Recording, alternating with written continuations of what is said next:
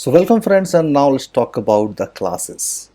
As we know, the Java is totally an object-oriented based programming language, and till now we are dealing with the operators, variables, and exactly we are just using all line of codes inside the main function. But this is not exactly what we want. The same we can do in a C and C++. Now here the main essence of Java is the object-oriented programming. So to learn the object-oriented programming, we need to know about the classes. So what exactly is a class? Because we were going to write each and every line of code inside the class. So first come here, what is class? As a simple definition, the class is a blueprint of an object.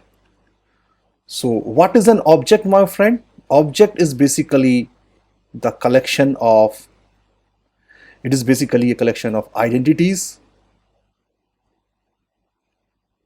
and behavior. Okay, so here in Java, what are the identities? We have gone through these identities, that these are the variables. So these variables, they may be the instance variable, that is also known with the name of the non-static variables, or it may be a static variables. And what are the behaviors? Behaviors are the methods defined inside that particular class. Now let's take an example of an animal. Very simple example, animal. So if I want to create a class of an animal, we know the animals comes with an identities. For example, the animal should have a name, that is his or her identities. Animal should have a color. Animal should have a breed. So I will take these three identities. Now what are the behavior of an animal? I can say the behavior of an animal is sleep. So this may be a method. I can say the behavior of an animal is to breathe.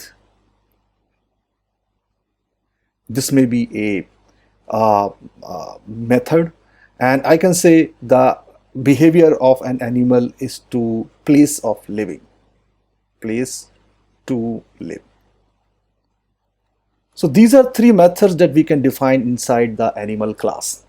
So here when we create these kind of classes, okay, we must look out that all of the classes that we are using should fulfill the concept of object-oriented programming.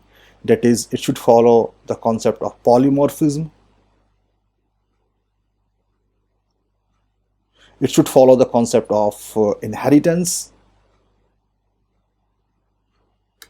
It should follow the concept of encapsulation.